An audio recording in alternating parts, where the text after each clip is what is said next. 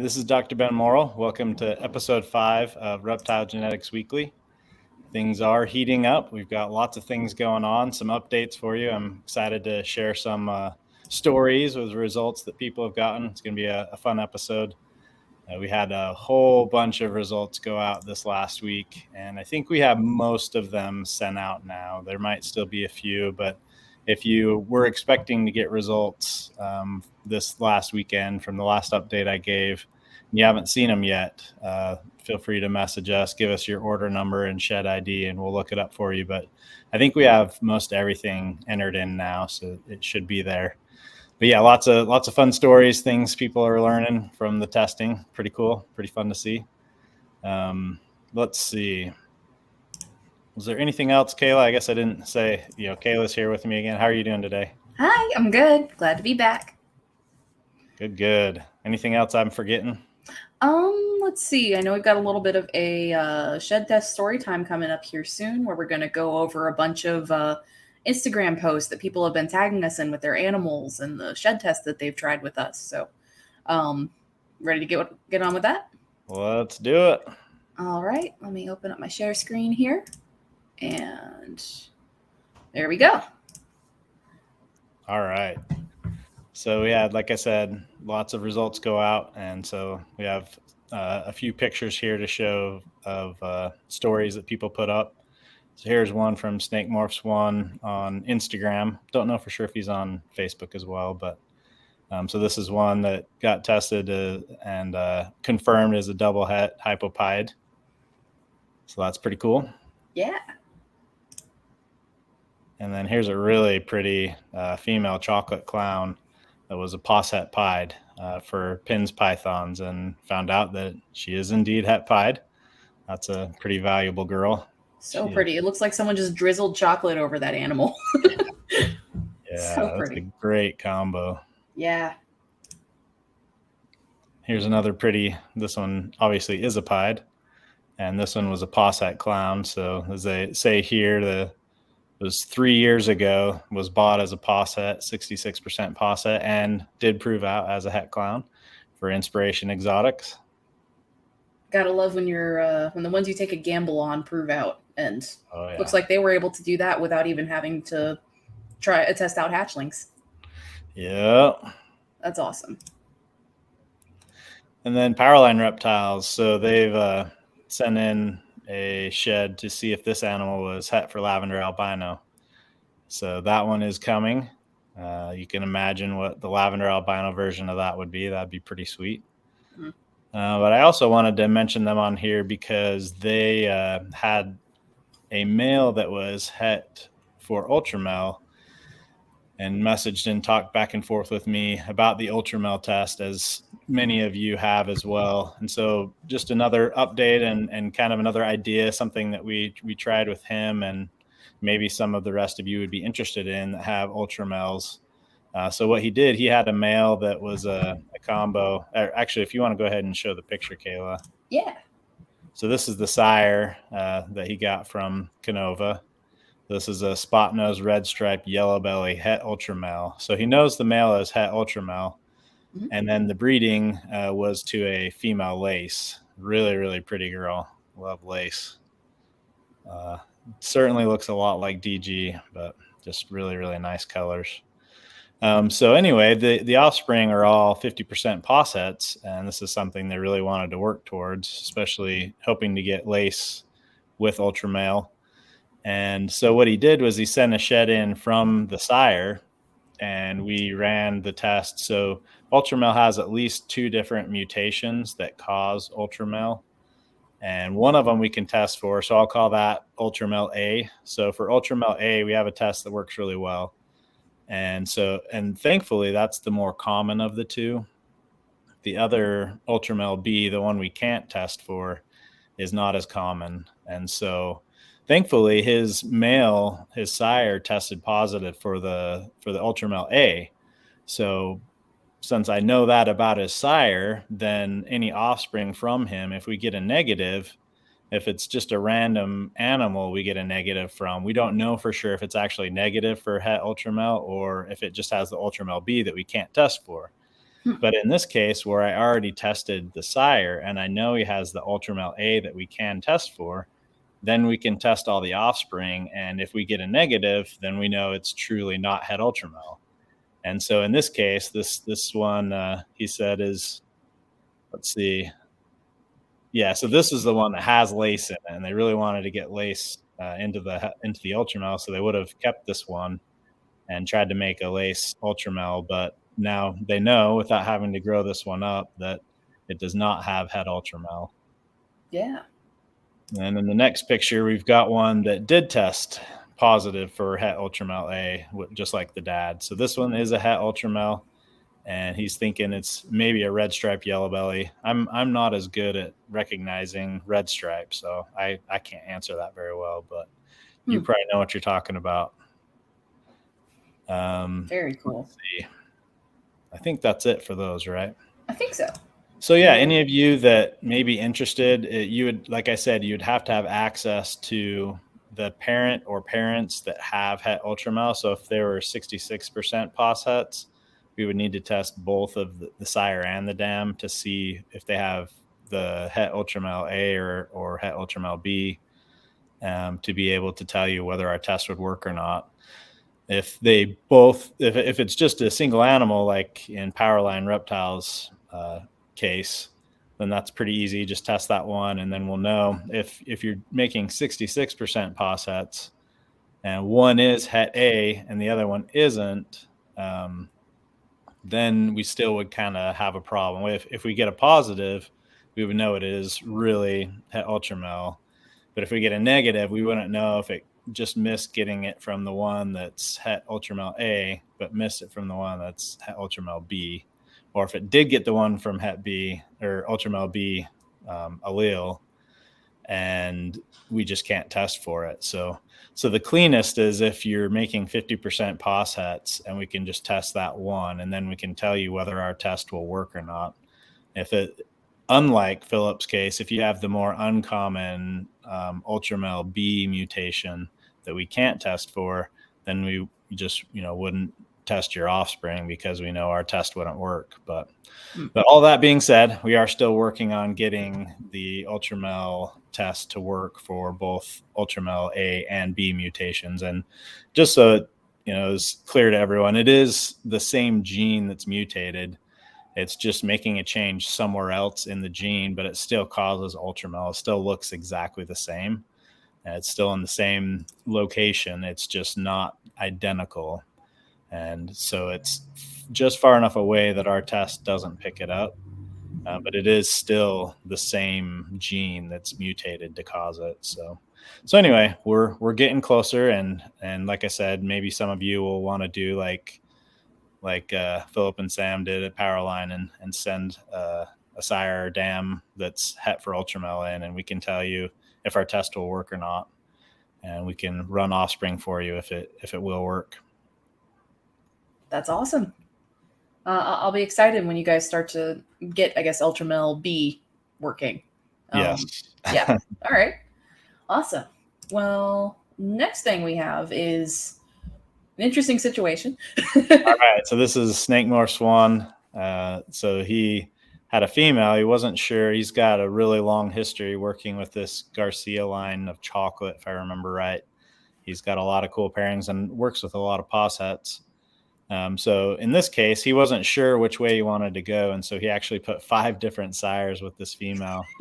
And the cool thing is, now that he knows that we have this testing, and he didn't have to worry about wondering which ones got which hets, he knows once those babies hatch, then he'll get their first sheds and send them in, and we'll be able to tell him which babies are het for which things, and be able to not miss any opportunities. Before, if you bred a het clown and a het pied male, and you wouldn't know any of the offspring were het clown or het pied, they'd all be pos hets for both. And so in this case, you just run the test and you'll know for sure each baby which recessive genes they also got. That's awesome. And let's see. All right. So here's a pretty fun story. So Serpent House, he sent in a shed and he paid for a hypo test. And once the shed got to us, he messaged and said, you know what, I changed my mind. I want to run the panel. And so he wanted to be able to change. And it's a little difficult for us to make not really that difficult, but it takes a few steps for us to change an order like that. But what we are able to do right now is just cancel the first order and have them pay for a panel and just refund the first one. So any of you, if you have that come up, we can work that out. Just message us. But so he decided that he wanted to change from just paying for hypo to pay for the full panel to be able to see if happened to be any other genes in there that he didn't know about. So this is a blackhead Mojave that is het for black axanthic, and it was a pos het for hypo. And so we ran the test, and it is a het hypo, so that's pretty cool. So it's het black axanthic and het hypo. And then what came out of the test that was completely unexpected is that it's also het pied. And so when he purchased the animal, he had absolutely no idea that pied was a possibility to even be in this animal. But since he changed his order last minute, he's able to find out that he's got a blackhead Mojave, triple het, black axanthic, hypo, and pied. So that's a pretty sweet male. And obviously 5 different genes. That's crazy.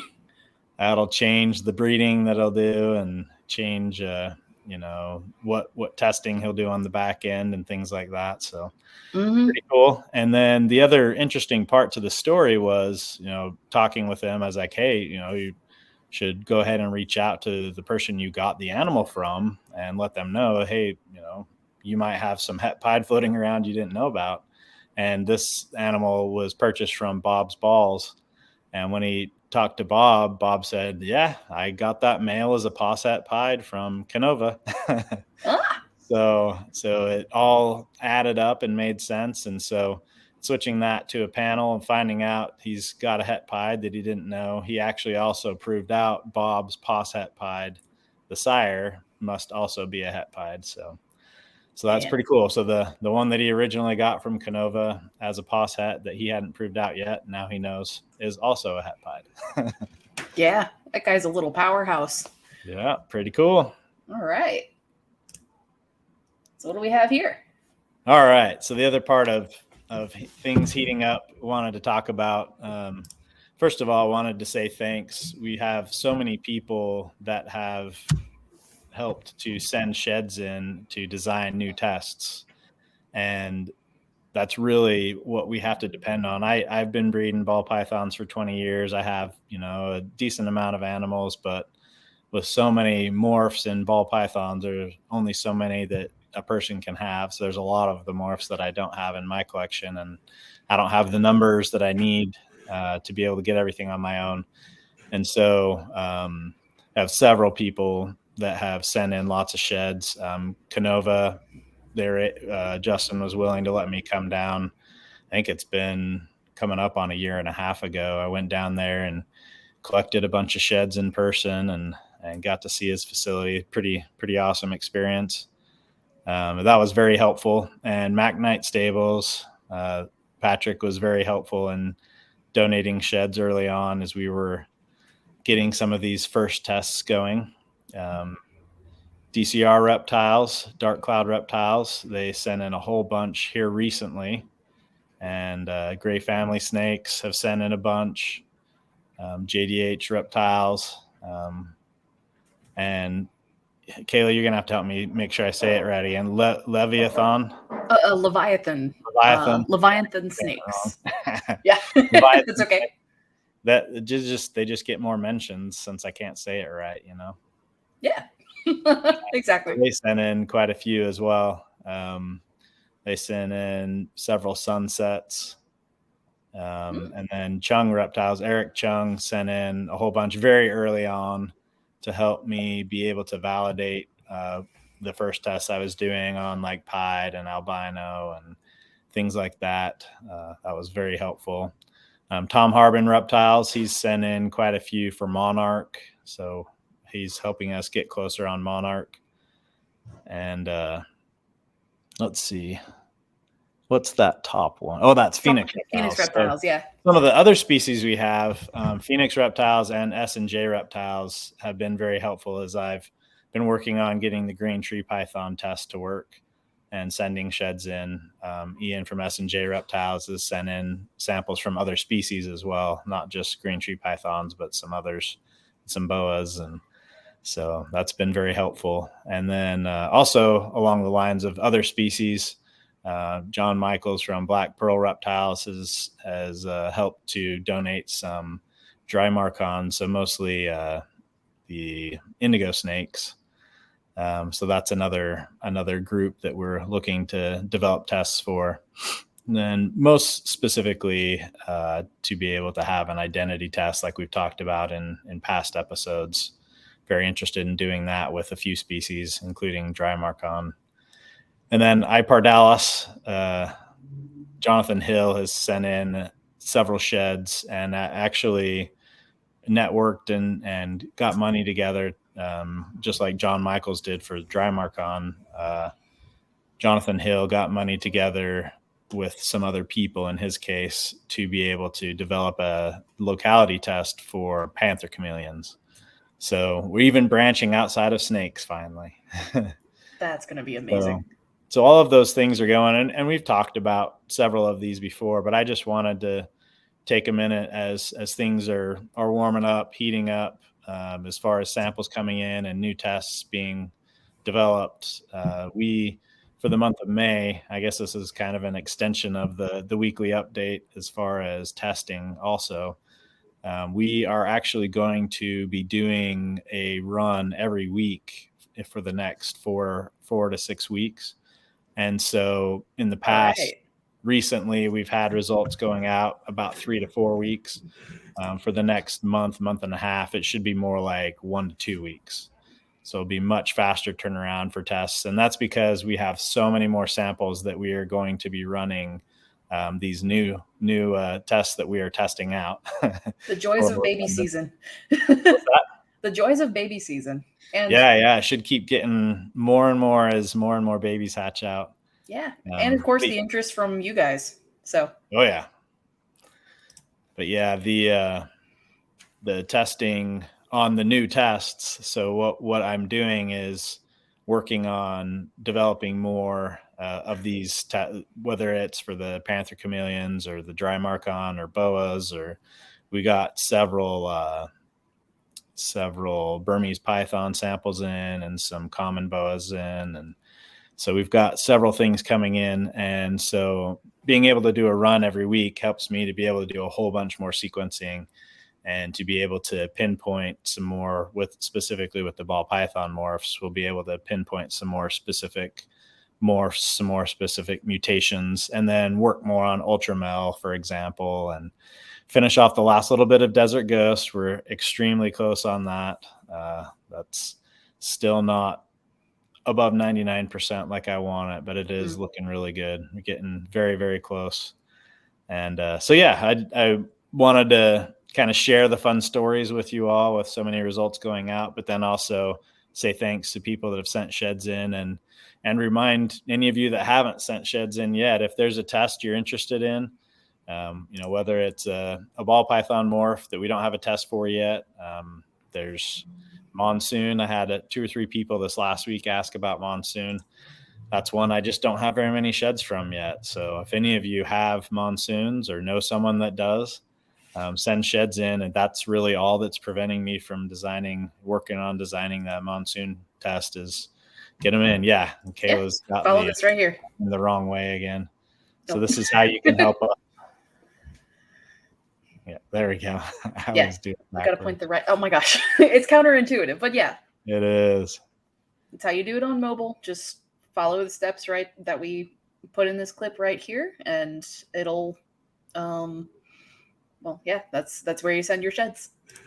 Yep. So that when they get sent to that PO box, then I get them here and I will get them going for research and development. So it's kind of 2 separate parts to many businesses, but for us specifically, there's the part where we're running the sheds for the tests that we already have developed. And then there's running a whole bunch of sheds for a lot of sequencing for the tests that we're still working on. And so when the sheds come to me here in Virginia, that's what I'm going to do, is get a whole bunch of sequencing on them and some bioinformatics, which is the way that we do the comparisons to figure out where these mutations are and to find the specific mutations that cause these different morphs. And that way we can make a test. So it all, like we talked about in other episodes, it all starts with you all sending sheds in and networking, talking to people. If there's, like I said, if there's a morph we don't have a test for that you're excited for, especially if you haven't heard me talk about it at all, that would be really helpful for you. Talk to other people that have that and work together and get sheds to us, and we will get them sequenced and start comparing. And this last year and a half, I guess really since October. So really more like the 6 months, especially, where we've been focusing on running sheds tests. But the last year in general, we've been much more worried about getting our process going where we could have high throughput. We can have, hundreds or thousands of sheds coming in and be able to handle that volume. So a lot of our time and attention has gone towards, in business, scaling up. So we've been doing a lot of scaling up, and we're finally to a point now where we've done a lot of that. There's still a little bit that I assume we'll need to do here pretty quick, as all the babies are born here in the next 2 or 3 months. But we're able to focus more on designing and validating and getting more tests available. Not only morph tests and identity tests, but also some more sex determination tests too. And that's another area where we hope to be able to finally have some lizard sex determination tests. So all of that, I don't know how many of them I'll finish in the next 2 or 3 months, but we will be putting much more effort into that over these next 2 or 3 months, and to getting many more of those finished up and available for all of you. So I'm very excited for that. These next couple of months are going to be really busy. And then as a bunch of more sheds come in from babies to get tested for the tests we already have, we'll even get more busy. But Sean as well, we're both very excited. And I even talked to Kayla. We might have to train her how to take sheds in and get them prepped and ready, because I'm so excited for that. I'm assuming we're going to have a lot here soon. And once again, if it wasn't for you all being interested in this, we're very thankful. Sean and I kind of took the chance that these tests would be helpful to people, and we're really, really happy to see that it is helpful, and we appreciate your business and your comments, and definitely please. Oh yeah, that's good. I actually forgot about this too. Yeah, we almost left this out. So I did answer, someone was asking about hognose snakes, and yeah, I mean, other species. It doesn't have to be ball pythons. If there are other projects you're interested in, go ahead and collect sheds and send them in. At least collect them and have them at your place, and you can message me or Sean and talk about what you think would be cool to do. But you can go ahead and just send them in if you get them collected, and send them in to us. And we're, like I said, over the next month or two, we'll be doing a lot of sequencing of reptile shed skins and collecting a lot of information and being able to design a lot of new things. So the next 6 months of this year are going to be really cool to see how many new things that we'll be able to add. It's going to be fun. So share these to your hognose groups. There's like a bazillion of them, and I'm in half a bazillion of them. So yeah, and I mean, if it's corn snake morphs, people have asked about stargazing. If you know somebody who has had stargazing animals in the past, I'd love to get samples from animals we know are stargazers.